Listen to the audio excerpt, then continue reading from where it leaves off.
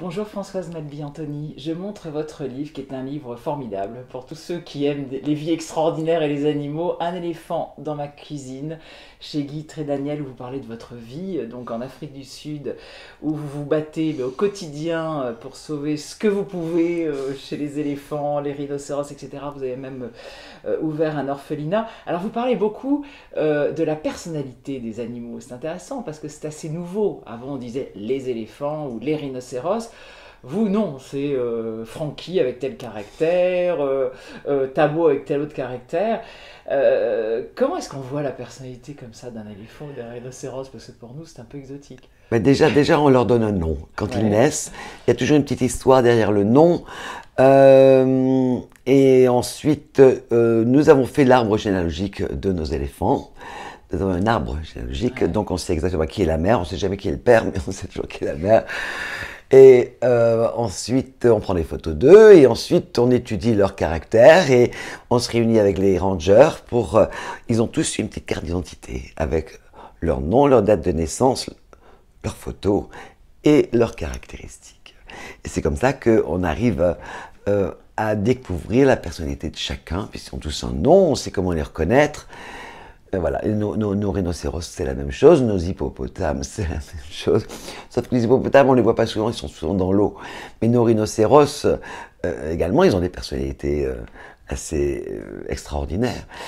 Personnalité d'ailleurs faite aussi de ce qu'ils ont vécu. Vous Tout à parlez fait, beaucoup de leur traumatisme. tout à fait. Parce Oui. qu'on n'en parle pas souvent, on a l'impression qu'il y a que les êtres humains qui sont traumatisés par ce qu'ils ont vécu, que les animaux ça passe comme ça. En fait, ce que vous décrivez, c'est pas vrai du tout. C'est que des animaux peuvent être réellement Ah, traumatisés, mais tout comme à chez fait. nous, avec un besoin presque d'un psy, Mais si je tout puis à dire. fait, puisque nos éléphants sont arrivés quand ils étaient 7. Ils devaient être 9. Ils sont arrivés, ils étaient 7. C'est des éléphants à problème, soi-disant. Ils venaient de... Ils n'étaient pas à problème, ils n'étaient pas heureux là où ils étaient. Malheureusement, la matriarque a été tuée ainsi que son bébé. Donc déjà, ces animaux, ces 7 éléphants sont arrivés en août 99, déjà extrêmement traumatisés, avec la haine de l'homme. Et la haine des hélicoptères, la haine de ces humains qui décident pour eux. Est-ce que... Et donc, et ça a été le travail de mon mari, Laurence Antony, qui a su recréer la confiance chez ces éléphants. Ça a pris du temps, ça a pris beaucoup de temps, mais il y est arrivé. Et c'est un miracle, c'est un miracle, parce que maintenant, je crois que c'est le troupeau d'éléphants le plus heureux au monde. C'est pas parce que ce sont les miens, mais vraiment, ils sont vraiment très heureux. Et ils l'expriment sans arrêt. C'est ça qui est merveilleux. Ils viennent me voir à la maison. Une fois, par exemple, juste pour donner un exemple extraordinaire, on avait une sécheresse pendant plusieurs années et c'était très inquiétant. Parce que une Bah oui, la sécheresse, ça veut sécheresse, dire il n'y a il plus n'y a rien à manger, il n'y plus a plus d'eau, plus d'eau. de vie, hein. Voilà, exactement, plus d'eau, plus de vie. Et un jour, et pendant 2 jours, on a eu une pluie torrentielle, ça a été extraordinaire. Les éléphants sont arrivés devant ma maison. Ils ont quand même 4500 hectares hein, pour se balader. Non, ils sont venus devant ma maison et ils ont créé un genre de bain de boue. Alors c'était très drôle, il fallait voir les adultes, ils avaient leur défense, ils mettaient leur défense dans la terre, et qui était très souple maintenant, puisqu'il y avait beaucoup d'eau.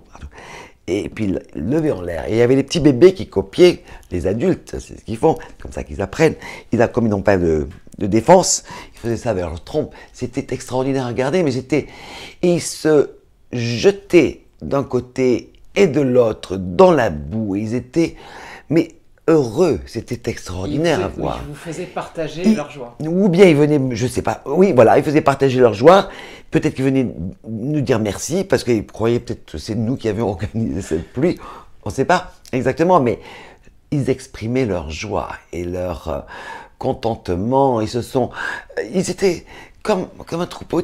Ils étaient tous assis en face de ma maison, mais c'est le genre de moment qu'on n'oublie jamais. Alors, comme vous parlez beaucoup de la façon dont les animaux s'adaptent, est-ce que par rapport à la sixième extinction, comme on commence à voir certaines études, comme quoi notamment les éléphants pourraient vivre la nuit pour échapper aux braconniers, on parle même de certains éléphants qui pourraient naître sans défense, qui paraît incroyable. Vous croyez à cette adaptabilité? Vous avez déjà vu ça? De toute façon, oui, cette adaptabilité, de toute façon, elle est toujours présente il y a certains animaux, par exemple, les femelles sont enceintes, elles n'ont pas à mettre bas, pour la raison, parce qu'il n'y a pas assez à manger. par exemple, parce que les conditions ne sont pas optimales. Donc elles vont attendre une période plus... Donc elles peuvent garder le bébé en elles encore quelques jours, semaines, jusqu'à ce que les conditions soient favorables. Donc bien sûr, j'y crois. Les éléphants, de plus en plus, leur défense ne pousse moins, mais pour des raisons bien particulières, c'est que tous ceux qui avaient de grandes défenses ont été massacrés. Vous savez qu'un éléphant est tué toutes les 15 minutes en Afrique. Et donc tout ce qu'on appelle les big tuskers en anglais, tout ce qui avait de belles grandes, qui est un signe de gène supérieur, ont tous été tués. Donc c'est pour cela maintenant il ne reste plus que ceux qui en ont moins. Alors que ce soit fait, je crois qu'il y a encore quelques études à faire là-dessus. Mais c'est probable, les animaux s'adaptent, tout à fait. Espérons qu'ils ont du travail.